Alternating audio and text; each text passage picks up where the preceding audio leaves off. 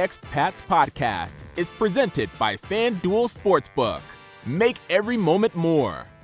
What's up, everybody? Welcome into the Next Pats podcast. I'm Phil Perry. We have another Legends Scouting episode for you here today. So excited for you guys to hear this one. We're bringing on the great Dante Scarnecchia, Patriots Hall of Famer. Dante Scarnecchia, he'll be going in as a member of the 2023 class of the Patriots Hall of Fame. He's excited. We'll talk about that briefly, but then we're going to get into the tackle position. What matters at that tackle spot here in New England? What traits do you have to be able to play on the outside on the Patriots offensive line? Nobody knows better than Dante Scarnecchia. We had a blast talking about this position, talking about the pre-draft process for Dante, what he used to do to be able to make sure that he felt comfortable with his team drafting any offensive lineman that they would have drafted while he was the offensive line coach here. We get into some really fun details. You're going to hear some fun stories about specific Patriots players that Dante was able to scout and then coach after the Patriots took them in the draft, or maybe ended up running into them later down the line in their respective careers. So much fun to be able to get Dante Scarnecchia on the podcast whenever we can do it. The fact that we can get him on right before the draft to talk about one of the most important positions in the sport at offensive tackle, especially when the Patriots might be interested in taking an offensive tackle and taking one early. We're thrilled.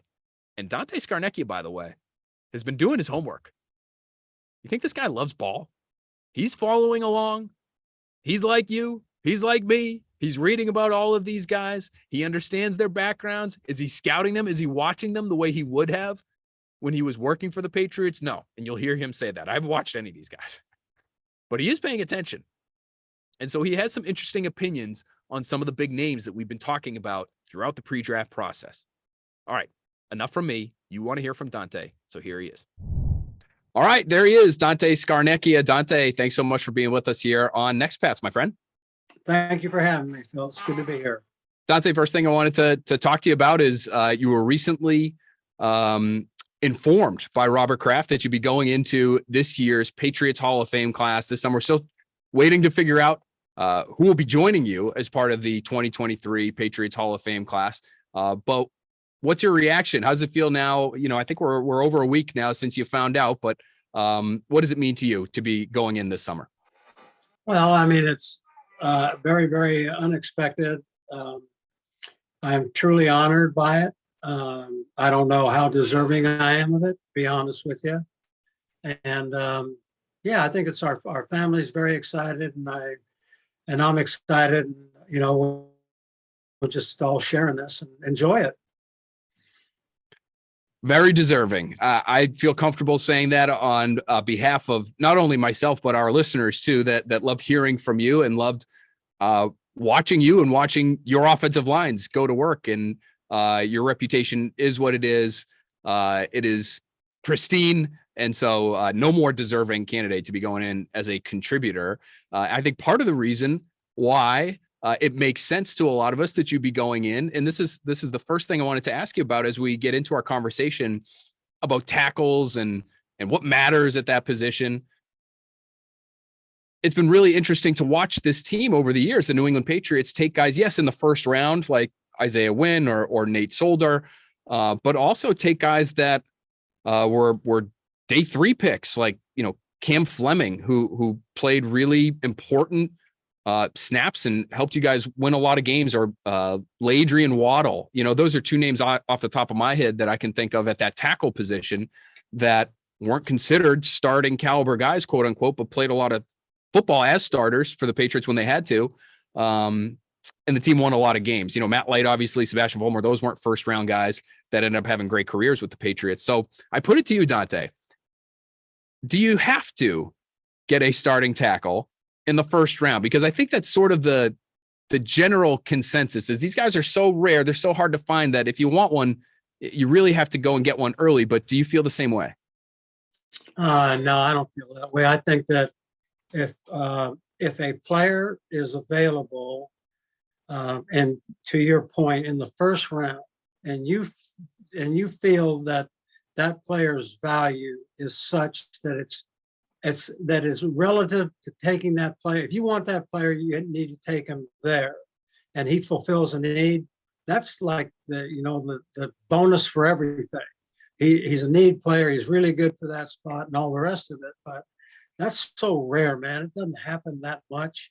And I also feel that there are players that are going to be drafted in this draft that are going to be drafted later than the first round, somewhere later, and some maybe not at all in the draft will be taken, and there'll be good enough players to help you win and make teams better teams. So they're out there. You just got to find the guy you like the most, or the guys you like, and hopefully have a chance to get them. Marcus Cannon, another name that I forgot there, 5th round pick. And we know what he was dealing with, ahead of his rookie season there, where he's dealing with his cancer diagnosis, but obviously became a really, really good player, starting level player for you guys. So again, all the different, avenues by which you can find these players, but also the different body types that we've seen the Patriots use to tackle before is really interesting to me, right? And even 1st round guys. Look at Nate Solder, who's 6'8", and looks like a basketball player. Isaiah Wynn on the other side of it gets drafted in the 1st round a few years later. He's 6'3", very different body type. If I put it to you this way, Dante, what are maybe the 1 or 2 sort of non-negotiable characteristics that a player needs to be able to play that position for the Patriots? The number one, I think there's 3 traits that you evaluate all your linemen on, and I think these are the 3 most important. I think they have to be tough, okay? And they have to be tough inside. They got to be physically tough.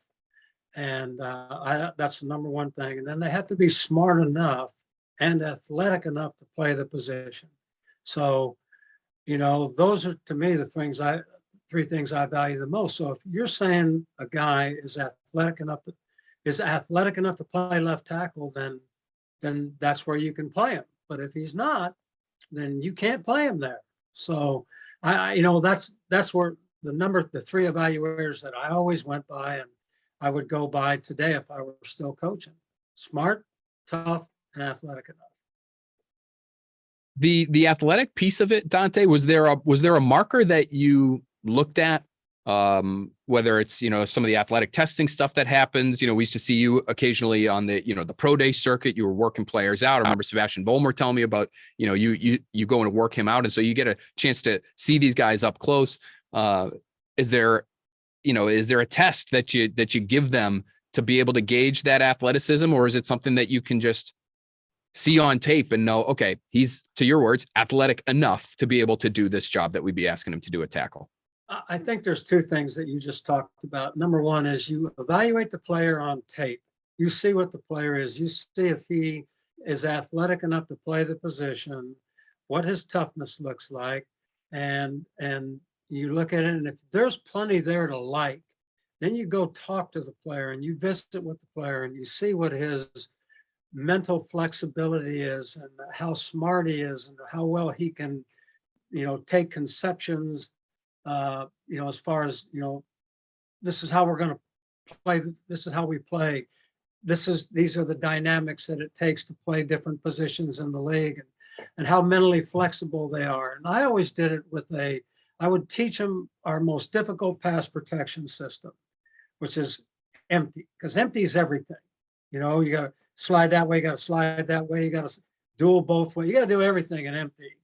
And I would teach them it. And I would give them all the calls for it.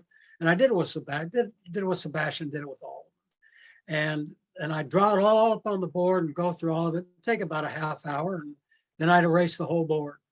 And I'd drop the formation, say, what formation is that?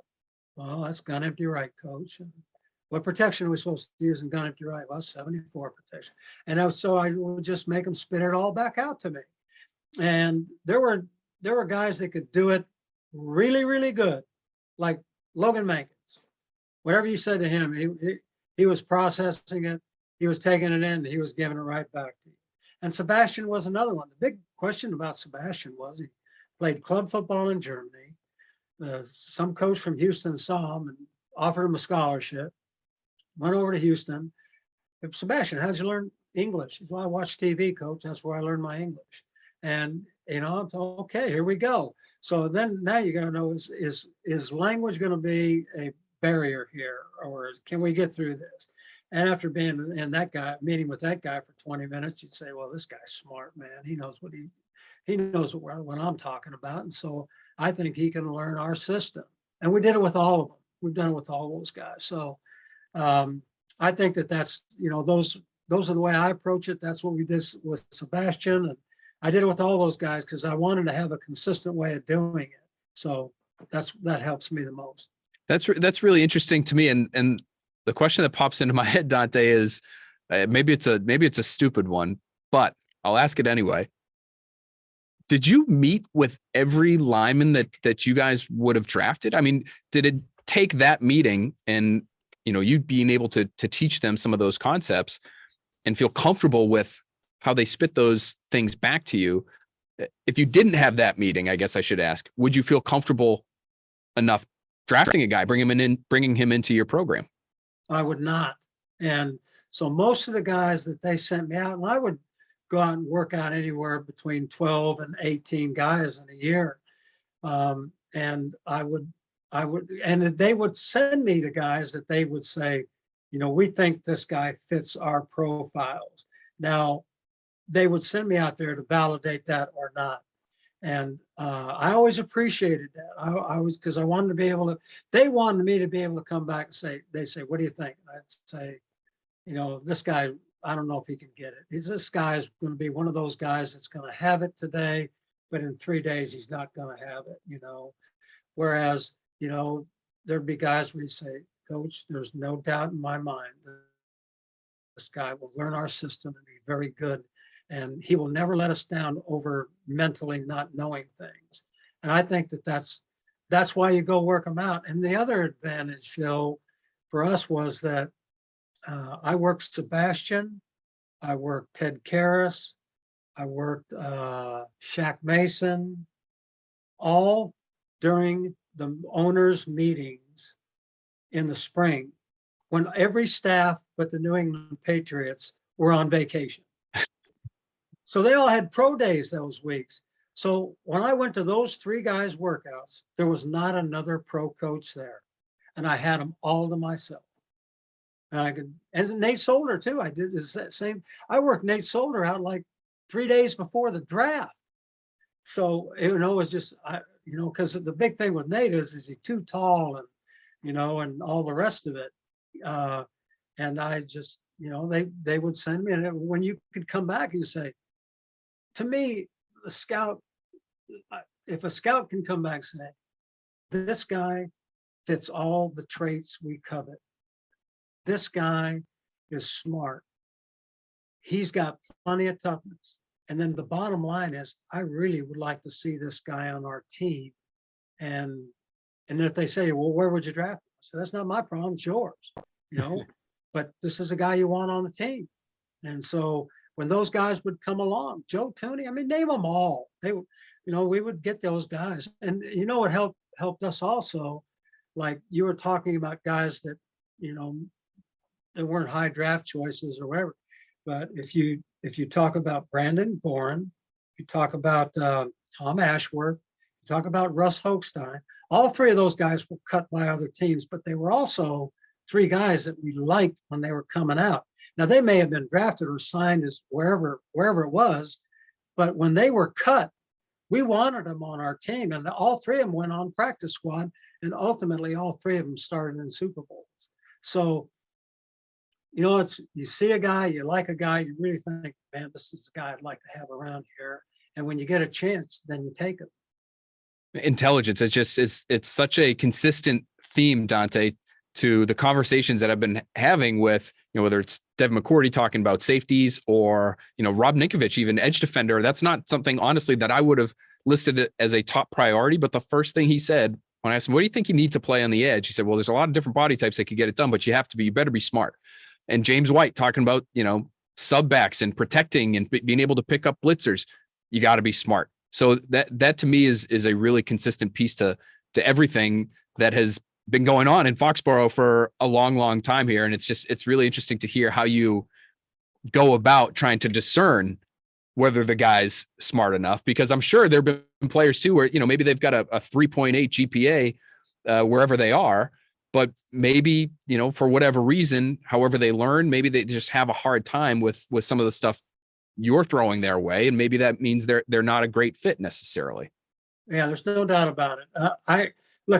We're not talking about Einstein smart. We're talking about football smart. And I will give you an example of that. So they sent me to work out this one guy who had an unbelievably low test score, like a 7. Okay. And I will not say his name. But this guy was a good player now. So I went and I got him in that meeting with teaching him the protection and all that. And, he's sitting there, and then I asked him all those questions, and he spit it right back out to me. And so then this was on the day before I was to work him out at his pro day. So we got on the field the next day, and I said, "Hey, what happens if you want the line to slide to the left in our system? What do you say?" He said, "Coach, that's a lion. How about if you slide right?" "Well, that's a ram." It wasn't that he was not, he didn't lack intelligence. He just hated school. Okay. So if you asked him, what's E equals MC squared, he was going to have a problem with that one. But if you said, "Where do you want to make the mic on sprint 38? Or he's in this spot, or, who are you going to make the mic?" So make that guy the mic coach. And he always had it right because he loved football. So there was a guy you probably would want to say, maybe we got to just throw out this Wonderlic thing because this guy's really smart. For this guy. Now there's some truth to it. So that's how you gauge intelligence, right? That critical process that you were very, very involved in. When it comes to the other two pieces, I'm curious, smart, tough, right? That was the second one you listed. Smart, tough, athletic enough. How do you gauge toughness? Is that something that's on film? Is it just how a guy finishes his blocks? I think it's definitely on film. I really do. You can see plenty of signs of it. Where a guy does finish a block. To your point, stands up to the competition. Rises up to the competition. Shaq Mason, as tough as they come. David Andrews, tough as they come. And so you can just see it. You can see it in the way they play. Guy after a play will push him. Is he going to push him back? I didn't say hit him back, but he's not taking it, and so you can see it in their play. And I think that it's not that hard to evaluate. And, in intelligence, we talked about tough and athletic enough. Can he play? If you're looking at a guy that's a left tackle, how does he play against really good players at that position? In particular, edge rushers. Can this guy block good players? Well, to me, that's where guys from the Southeast Conference, that you'll know, because every year in the Southeast Conference, there's going to be about 3 of those guys, edge rushers. And you're going to be able to see, you could say, well, let me see, like this year's left tackle from whoever, Georgia. Mm-hmm. Let's see how he blocks Will Anderson from Alabama. Okay. And if he blocks that guy, okay, this guy can block. He blocks good players and he stands up to good players. He doesn't get pushed around. And there's a way to evaluate toughness in those guys. That's really interesting. The name that's springing to mind for me right now is the right tackle, actually, from Tennessee, Darnell Wright, who played quite a bit against Will Anderson, had probably his best game against Will Anderson. So that, sort of sets off a bell for me. And, just talking to people all throughout the pre-draft process, it feels like that game, because not every, you're getting at this, Dante, with what you're saying. Not every game is going to feature a pro caliber player on the other side that you're going to be able to match yourself against play after play after play to give you that true evaluation that you're looking for. So to have even just one game like that, I'm sure carries a ton of weight. I think it does carry a ton. I think it does carry weight. There's no doubt about it, Phil. Okay. You just got to be careful. All right. On one game wonders too. And look at the body of work. Now this is a guy also in Tennessee that was the left tackle. When they moved him over to right, he was a much better player. So now you're looking at a one position only guy that's going to be the right tackle. If he plays it good, Marcus Cannon played right tackle good. So he was also, Marcus was left tackle at TCU.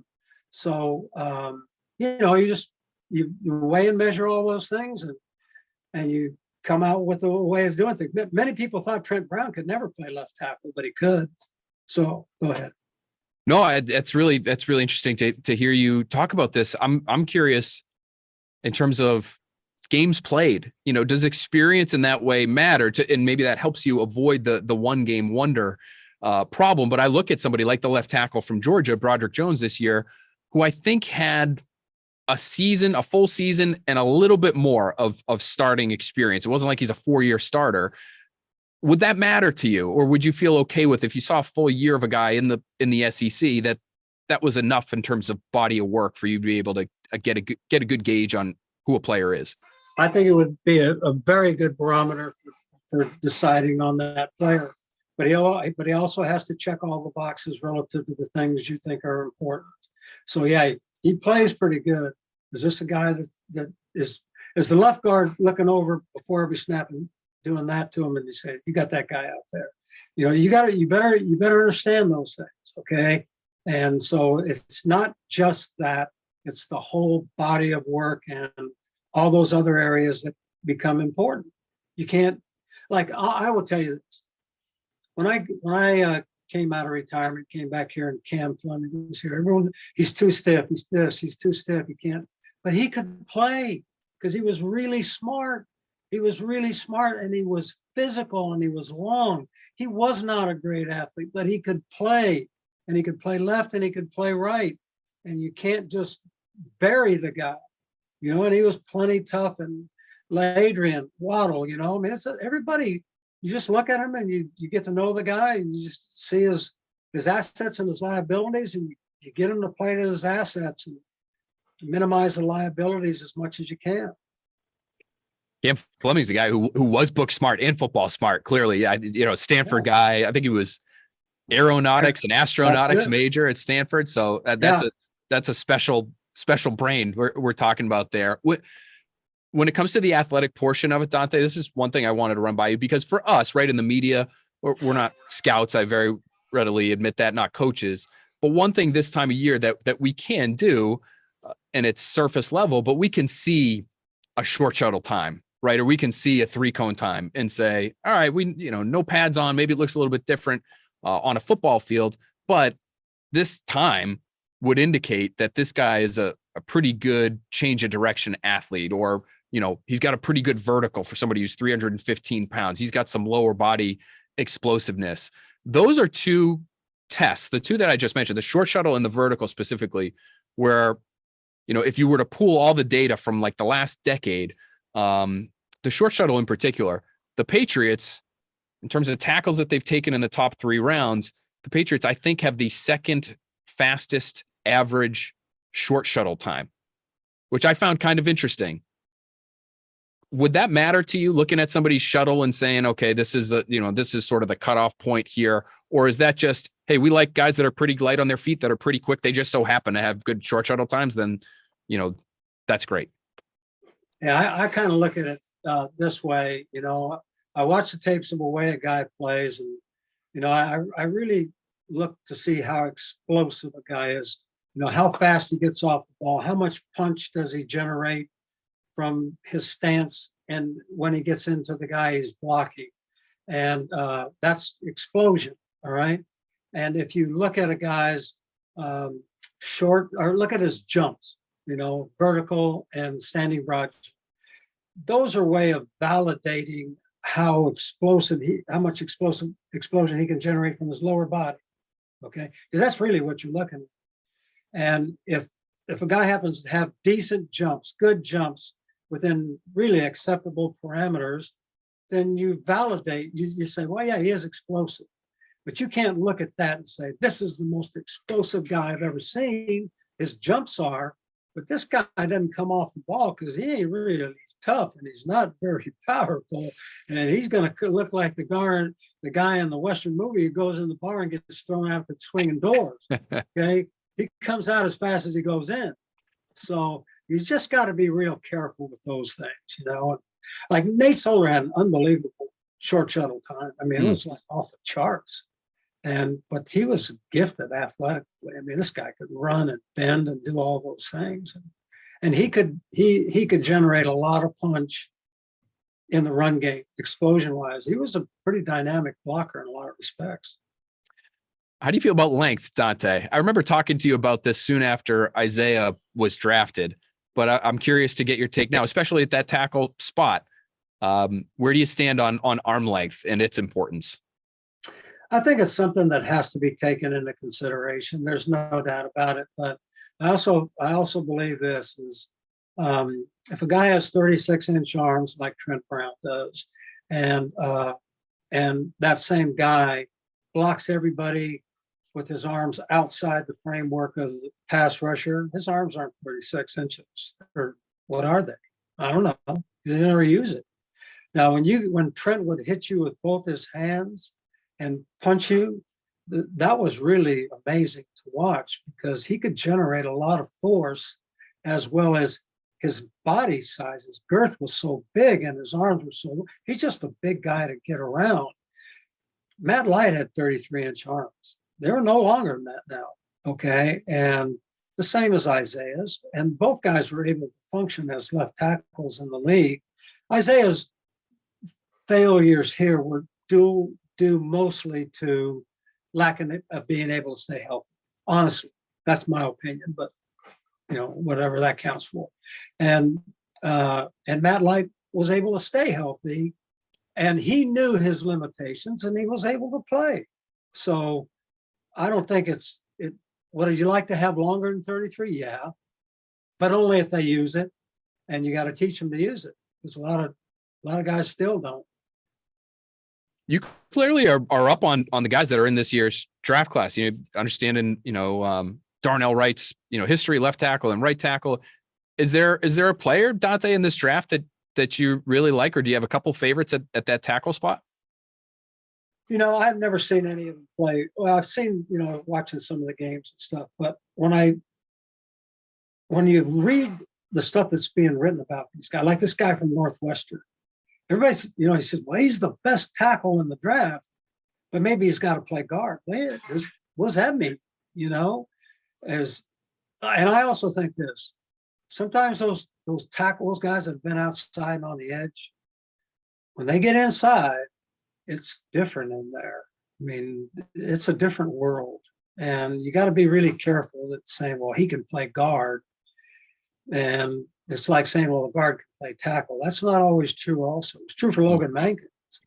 But you just have to be careful, and you can't outthink the process in that. Does he have the measurables to play left tackle? Does he have the skill set to play left tackle?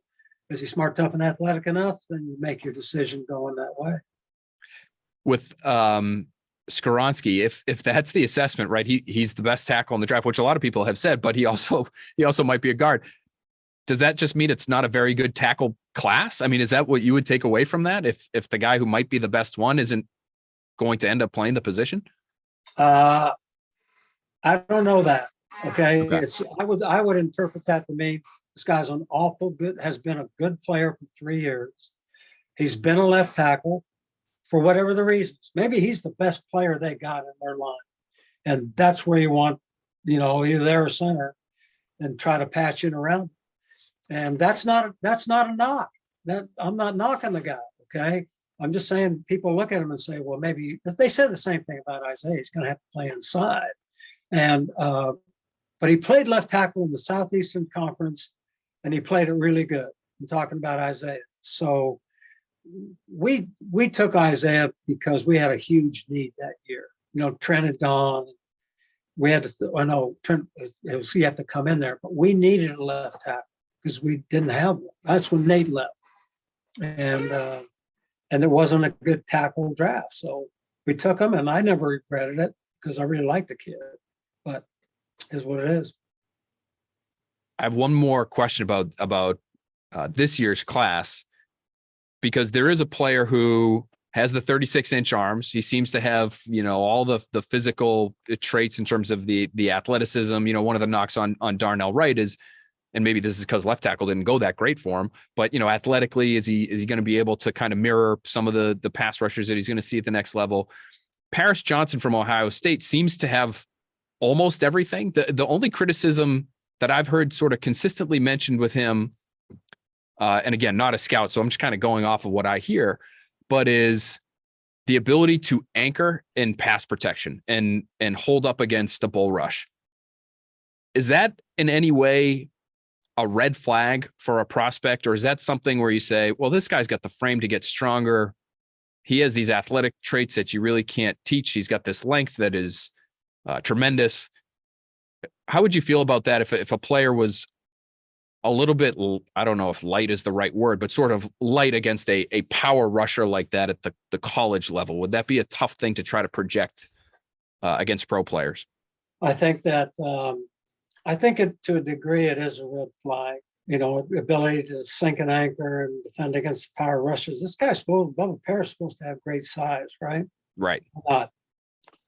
And he's 36-inch arms. I think he's like in the 6'6" range, and 315 pounds thereabouts. Like he's kind of seems like the prototype in a lot of ways. Yeah, I think I've never seen the guy play. I have to be fair to him in that respect, so I'm not going to throw a bunch of dirt on him. But if that is a knock on the guy, I think it really needs to be evaluated. And then the next step is, there would be probably a guy you want to go work out and talk to and put him through things on the field that will give you an indicator that, yes, I think we can get this guy to sink and anchor appropriately. And so when sink and anchor means, here, oh God, here it comes. Start splitting your feet or get one foot behind you. Make sure you get your hands on them and break them down, because certainly he has plenty of size and he's been at a high level of competition. And so, you got to, that's part of this process, is looking at this guy really close, talking to this guy and putting him through drills that would validate and make everyone rest a little easier that you can get it done with them. Last thing I'll ask you, Dante, is just looking at the Patriots roster. It is kind of interesting right now. It looks like with what they did in free agency, that they tried to protect against that situation, really, that you described in 2018, where you guys really didn't have a left tackle going into draft weekend. You get Isaiah. I think it was the next day you guys traded for Trent Brown. I think it was draft weekend when that trade got made. So it ended up working out. Obviously, you guys won a Super Bowl that year with Trent. But they get Riley Reif, who's been in the league for a long time, and Calvin Anderson. They have Trent obviously still on the roster. Those are three veteran guys. I think you've told us before, you take three tackles to your games anyway. Like, do you think they've set themselves up to not have to go and get a tackle in the first round? Or if you were there, would you look at it and say, hey guys, we really need a long-term option at a really important position here. We should be considering this strongly. Yeah, I think that they're the 14th choice. Yes. Okay, so when the 14th choice comes along, there's going to be a group of guys up there that they may look at really close. And they're also, the phones are ringing and someone's, well, Bill, maybe calls have been made prior to that. They look at that and they say, let's move back a little bit. We'll still get maybe we'll get one of the guys or maybe two of the guys that we really covet. So that's got to be part of the equation. You look at the 14th choice, given 5 minutes ago what we just talked about, is this guy worth the 14th choice in this draft or not? So those are all decisions they got to make over there. And so I think that, I personally, I would look at it and say, I don't know much about Calvin Anderson, and I don't know much about Riley Reif other than he's been in the league a long time and he's bounced around. And Calvin Anderson, he's been out there and they had him here before. I guess they liked him. And so they got to make a decision of, do we have enough with Trent to carry us through this season? And then, look at the rest of the draft too. Maybe we can, what I like about the draft is they have 3 4s. Three Mhm. fours, I think that's a valuable round. You can get guys in the fourth round that are good players. You can get guys in the third round. You can get guys in any round if you really like them enough. And you can get guys beyond the draft who have come in here and played and started and all the rest of it. So, do your homework, evaluate the guys, believe in the guys that you really have up there and the guys that have evaluated them, and come out of it with a really good draft and see what happens.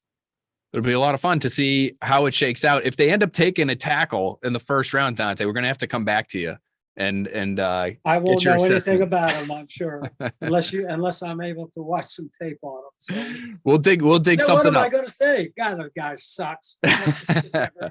Hey, you're always very honest with us, which is why we appreciate you. You give us great insight and a great understanding of how things work and what matters. And that's sort of the genesis of this entire series that we're trying to do is really kind of drill down on what matters. We all have opinions this time of year, but there are a couple of things that really matter more than most. And with you and with this offensive line, smart, tough, athletic enough, makes a lot of sense and clearly worked for a long, long time while you were there with the Patriots. So thank you so much for sharing everything that you did with us today, Dante. Really appreciate it. You're welcome. And you couldn't have two great evaluators, Devin and Rob, to help you at those other two positions. And they're great, great guys. Although Rob, I always thought he was a spy. See, he was the only defensive lineman that ever ate meals with the offensive lineman. Really? Yeah, and I'd walk up to their table. Why do you let him sit here? He's just trying to be nice to you guys because he's going to screw you when we go to one-on-one pass protection. He's going to try to put all these tricks on you. He doesn't care about you guys. Get him out of here. He's smart. Oh, coach, don't say that about me. Liar. Get the hell out of here. Trying to soften them Those up. guys are great guys, man. They're great guys. Yeah, we're lucky. We're lucky in that they're they're still around. At least Devin for now. He might be moving soon, but they're still around. They're still local, and they're so generous with our time. And I think, like you, for us here on this show and on this podcast, the people who listen are people who really want to learn more about the game. And I think, Devin and Rob, and obviously you value being able to teach people. That was your whole career. Coaches are teachers. We've heard that over and over and over again. And so you're teaching us and you're teaching all of our listeners here as well. So we really appreciate it. Thanks again. You're welcome, Phil. Good talking to you. We could listen to that guy forever. I mean, honestly, to be able to hear the stories that Dante Scarnecchia is able to unearth for us when it comes to the pre-draft process, the fact that, this is the first time that I've been told it makes sense. It's the first time that I'd heard, though, that he didn't feel comfortable with the Patriots drafting an offensive lineman unless he had gone to them or they had gone to him. There had been some meeting there and he'd been able to test them in terms of their understanding of different adjustments out of, it sounds like, essentially empty, because you can cover so much when you're talking about empty, and you can try to teach him as much as you can in one sit down. You erase the board and then you put them to the test. If they pass, they've got a shot. If not, you're not going to be a New England Patriot. To be in those rooms with those players. And I remember a few years ago, him taking a couple of BC linemen, being at the BC Pro Day for when Chris Lindstrom, who just became the highest paid guard in the NFL, when Chris Lindstrom was coming out of the college ranks and entering the draft. He ends up being a first-round pick for the Falcons. Remember Dante Scarnecchia basically running that workout. So getting a chance to see what they can do athletically on the field in shorts and T-shirts, taking both players. This was Lindstrom, and at the time it was Aaron Montero. Back in, I'm sure, giving them that test, seeing if they can handle themselves. That to me was fascinating. And it makes sense that every time he would speak to us, whether it's now or when he was employed by the Patriots, smart, tough, athletic enough. Those are the three traits they're always looking for in their linemen. And they started with smart, and it wasn't a coincidence. So to hear him describe the importance of intelligence at that position, doesn't have to be book smarts, but it has to be football smarts and overall ability to process, it makes sense. It's as important as it is here in New England. The toughness part of it speaks for itself. And then the athleticism piece of it too, to be able to drill down on what that means. Yes, you can see it on tape, but then when you verify, what is it exactly you're looking for? Vertical jumps. To me, interesting to hear him talk about those, or broad jumps, just some lower body explosiveness. That's really what you're looking for. The shuttle times, as low as those are, lower the better, obviously, as low as those shuttle times are in Patriots history when looking at highly drafted tackles, that wasn't necessarily at the top of their list. It just sounds like that was sort of a byproduct of taking good athletes to be able to play that position. So who fits the Dante Scarnecchia description for what it takes to play tackle for the New England Patriots? And I promise you, I was not brainwashed. I was not subconsciously influenced by Dante's sweatshirt that he was wearing as we were speaking there. If you're watching on YouTube, you had a chance to see it.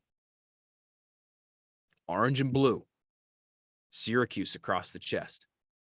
The best fit, according to Dante's description now, as far as I'm concerned in this year's draft class, is Syracuse tackle Matthew Bergeron. Now, the reason I say that is since Dante and I spoke, I had a chance to reach out to a few different evaluators, and I just asked them about who the consensus smartest linemen were in this year's draft. And especially focused on the guys that are expected to go in the first couple rounds. Bergeron's name came up more than once. And it sounds like the people that I've spoken to are not alone in the evaluator community when it comes to valuing Bergeron's intelligence level. This is from Bob McGinn, who is writing his pre-draft scouting reports, his write-ups for golongtd.com. That's our guy, Tyler Dunn's website, friend of the podcast. He's been on many times with us over the years. Hopefully you got his book, How Tight Ends Save Football, Blood and Guts. Hopefully you've been to the site. Hopefully you're subscribing. If you are, you're treated to Bob McGinn's scouting reports on the top players at every position. He's been doing this for a long, long time. He talks to a lot of people. There is some juicy stuff in here. Sometimes I'm afraid for Bob, although I'm sure he's okay with it at this point in time. Sometimes these reports get people a little ticked off at Bob. I think because the information and what is contained in some of these reports, but that's the nature of the business sometimes. And I find them valuable. And so go to Tyler's site, check out all of the write-ups. Make sure you look at the offensive line write-ups and see what McGinn writes about Bergeron, who ranked as his, according to the scouts that he polled, personnel people that he polled, the 5th best tackle in this year's class. 6'5", 317 from Quebec, native French speaker. English is his second language. One scout told McGinn, quote, mentally he could play all 5 spots. Another said he's a starter year one. Really nice feet, really good athlete. He's got the girth and is square enough to play guard, but he's also got enough length, 33 3/4 arms, to play out there on the edge with his feet. He goes in the top 50 and he starts next year. Now, Wonderlic scores, should they be reported? Should they not? Dante actually had an insightful story on a player who had a bad Wonderlic, but was a smart football player. Again, not necessarily a correlation there. One thing that Bob has very frequently in these scouting reports are Wonderlic scores. And according to McGinn, among the top 10 tackles that personnel people highlighted for him, Bergeron had the highest Wonderlic score of 27. So apparently pretty smart based on what I've been told, based on some of the things McGinn is writing here. He also played both left and right tackle, which I found interesting that Dante highlighted that when I mentioned Darnell Wright. He said, okay, do you want to take that at 14? Might only be a right tackle. It's a good question. But to me, you need really good players at both spots. And so if a guy can only play one, Matt Light could only play left tackle. Now, that was at a time where I think left tackle was more highly valued. And even though you may say that left tackle is still more highly valued, there are so many good pass rushers that work almost exclusively off the offensive right that I think it's really worked its way up to be an even position when talking about left and right tackle because both are so valuable right now. So if Wright can only play one, that to me is okay. And I think that's worthy of a first-round pick. But Bergeron can play both. And it seems as though the Patriots would value that, right? The more you can do. And he's another player who, like Peter Scarnecchia, a lot of people believe might be best suited to play guard at the next level. I think there are some questions about Bergeron's ability to pass protect, his ability to anchor, which is something we talked about with Dante. His hands can be a little bit inconsistent. To me, though, it's clear he's very strong. When you watch him in the run game, he has vice grips for hands. He's tenacious. Once he gets his hands on you, he ain't letting go in the run game. And he is an explosive athlete. So when you combine that grit with that explosiveness on the field, at least, yeah, this guy grew up in Montreal, played a lot of hockey.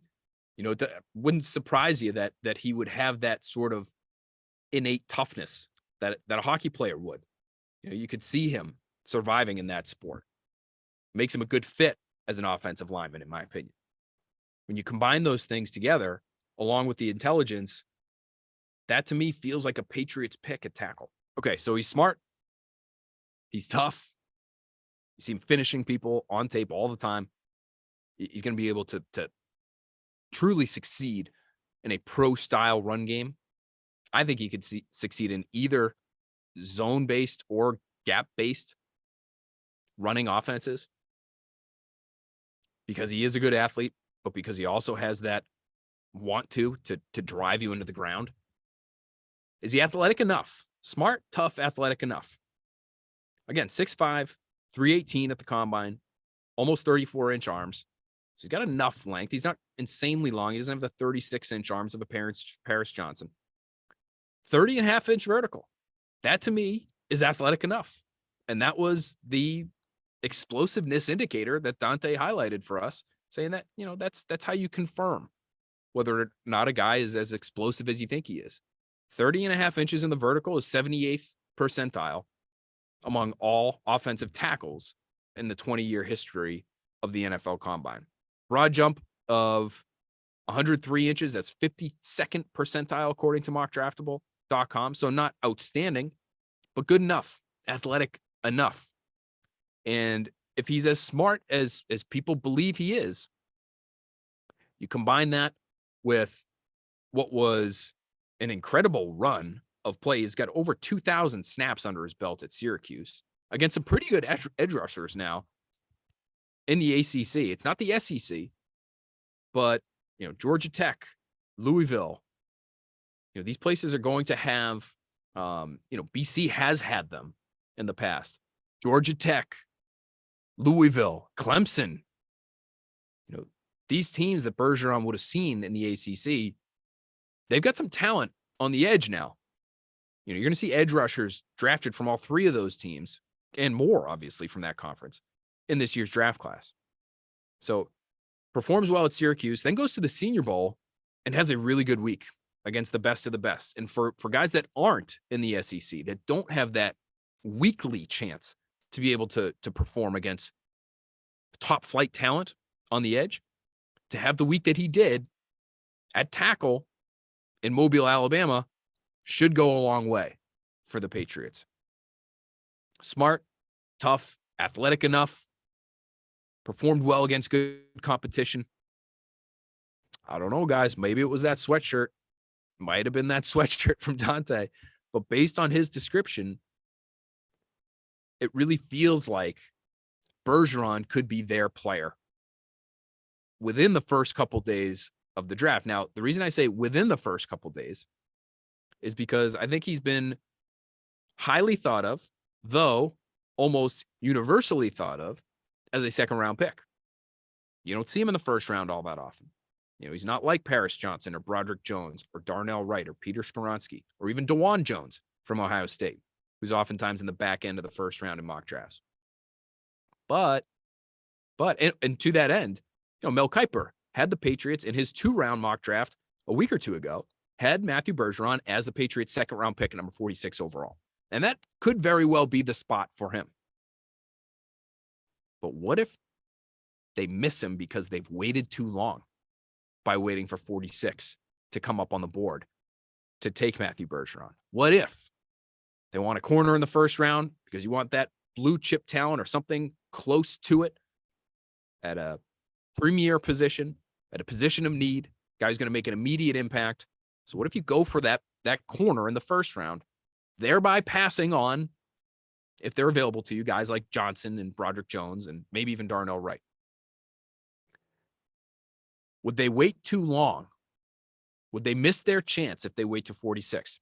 Here's what Daniel Jeremiah said just last week in a conference call with reporters, because he was asked specifically about tackles who could kick inside to guard. And listen to what he says about Matthew Bergeron here. He says, yeah, there's some good options. And he's asking he's been asked specifically about the Eagles, because the Eagles, with offensive line coach Jeff Stoutland, they can take, it feels like, almost anybody and turn them into an all-pro offensive lineman. Obviously, that's not actually the case. But the question is there a tackle that Stoutland could turn into a guard and make him a good one? Daniel Jeremiah says yes. He says, I could go in a couple of different areas. I would say Matthew Bergeron from Syracuse is one. He's big. He's 6'5", 318. He played left tackle. You've seen what the Eagles have been able to do there, and they've been able to take tackles and make them guards. Bergeron is going to be ahead of the game in terms of pass protection. He can move. I think he is a really, really good player. That would be one I would keep an eye on as somebody in the second round that could kick inside. Also, if we're looking for a surprise first rounder, I wouldn't be shocked if Bergeron was one of those guys that snuck into the bottom of the first round. He's an interesting player. A couple of interesting things there to me. Number one, maybe he's a first round guy. So if you're the Patriots, are you trading back out of 14 and hoping to get Matthew Bergeron instead of one of the corners? You just bypass those guys and wait to the second or third round because it's a deep class. I mean, we've talked about this. This is part of the strategy. This is part of the game, right? I love this piece to the draft coverage that we're trying to do every single year, which is just trying to envision different scenarios, as, by the way, every team is doing right now. They're running through mock drafts of their own. They're having staff members function as general managers of different teams and going through entire first rounds, more than that, to envision different scenarios. What if the Patriots trade out of 14? They just don't love what's there. Devin Witherspoon, say he's off the board. Christian Gonzalez is off the board. Say Broderick Jones is off the board. Paris Johnson as well. So the two best corners and two best tackles, in my opinion. To me, Peter Skoronski, he should get a crack at tackle because it's the more valuable position. He's probably a guard. Interesting, again, to hear Dante Scarnecchia on Skoronski. Again, having not watched Skoronski, that was how Scar felt. Well, how's this guy supposed to be the best tackle in the draft when everybody's saying he might be playing inside at the next level? So say those players are off the board. Say, heck, who cares? Say Skoronski's off the board too. And you want to trade out of 14. And maybe Will Levis is sliding and the Bucs want to jump up from 19 to 14 to make sure that they can get him. Okay, great. So you trade back. Maybe now the only problem is, though, Deonte Banks is off the board. Maybe they like Joey Porter. Maybe they do. And I think he has a chance to be a really good player. But maybe he's just not quick enough for them. Even though he's so long, even though he looks like a great man-to-man corner at the next level, he just might not have that transitional quickness that the Patriots like at that position, that Devin McCourty talked to us about. And so maybe he's on the board at 19, but you just don't feel great about it. So the top corners are gone. Top tackles are gone. Maybe Zay Flowers is even gone by the time you get to 19. And Jackson Smith and Jigba. So maybe you're looking at, the choices are, for instance, Quentin Johnston, who Bill Belichick got to watch up close, as did Matt Groh at the TCU Pro Day. So you could go with the X receiver there. Or you could go with Joey Porter. Or your top tackle left on the board. Again, this is in my made-up scenario here. But let's just say Matthew Bergeron is the top tackle left. Did they take him there? Last year, they were worried about Cole Strange coming off the board much earlier than anybody was anticipating. So they traded down, but they didn't want to trade down any farther than that. And Cole Strange was, according to a lot of folks, expected to be a third-round pick. Never mind a first-round pick. But Bill Belichick told us after the fact, no, he wasn't going to be there much longer after that. Well, if Daniel Jeremiah is sitting here a week before the draft telling us that Bergeron could be a first-round pick, can you wait much longer than 19 overall to get your guy if he's the best one left? Who knows? Maybe he's the top one on their board because he's as smart as he is. If that's still the primary trait that they're looking for at that position. I don't know. Maybe we're talking about a day 2 lineman for the second year in a row going to the Patriots on day 1. But if he's a first-round guy, if there's another team back there that views him as a first-round player, Daniel Jeremiah is not just throwing this against the wall. Maybe you have to get aggressive to fill that position. You could argue if it's a position of need or not. You know, they do have 3 veterans on the roster right now to play that spot. I think if they were to draft Bergeron or anybody else in the first round, or even maybe the second round, that might be the end of Trent Brown's tenure here in New England. Might be, because you're going to bring 3 to the game, and Anderson's going to make the roster, and Reef is going to make the roster. This guy's got $4 million each. That's guaranteed. Those guys aren't going anywhere unless they get hurt. Really fascinating to me. And then you're left with, okay, now we still need a corner. We still need a receiver. Okay. But then, your corner options in the second round, maybe you could get Cam Smith, friend of the podcast, Cam Smith, in the second round. A tenacious guy, fearless player when it comes to playing and seeking out contact on the outside. Can play man, can play zone, can break on the ball. Great athleticism, really explosive. Or maybe it's his teammate, Darius Rush. Maybe he's a second-round pick. A little taller, a little faster, good Senior Bowl. So maybe that's where you go in the second round as a corner. And you feel pretty good about that. And now you're in the third round and you're looking at receivers. And so you've missed Flowers and you've missed Jackson Smith and Jigba. You maybe even missed Jonathan Mingo. But maybe you can get somebody like A.T. Perry from Wake Forest. Shrine Bowl participant, good route runner on the outside. Going to have a little bit more on A.T. Perry in a podcast later this week where we have another Legends scouting session for you. Those are the scenarios to me that I find interesting. Just play it out. It's not going to go the way you think it's going to go this draft. So if you're thinking it's going to be one of Broderick Jones or DeJuan Jones or Darnell Wright or Peter Scarnecchia, I think we have to think outside the box sometimes. Wasn't that way necessarily in 2021, kind of a chalk situation there. But sometimes we do have to think outside the box. And to me, Bergeron would seem like an outside the box pick in the moment. But we're here telling you now, he's everything Dante Scarnecchia described as a perfect Patriots tackle. Take that for what it's worth. All right. I did mention we have one more Legends scouting episode left. Have loved doing this mini-series. Dante Scarnecchia, James White last week, Rob Ninkovich, and Devin McCourty last week as well, talking about their respective positions and what the Patriots are looking for. Tomorrow, keep an eye out for one Troy Brown. It's an old conversation. No, the Patriots haven't given him permission to come back on the next Pats podcast. Their receivers coach getting on a podcast right before the draft to talk about receivers and what the Patriots are looking for. No.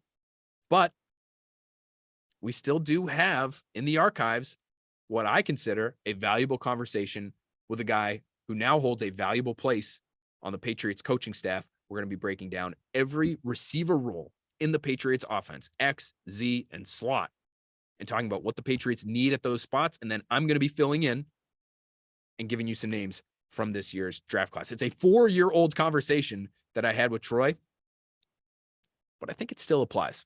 So keep an eye out for that. Thanks so much to Dante Scarnecchia. Thanks so much to you all for listening. Hopefully you enjoyed this one as much as I did. Hopefully you enjoyed the next one as much as I did.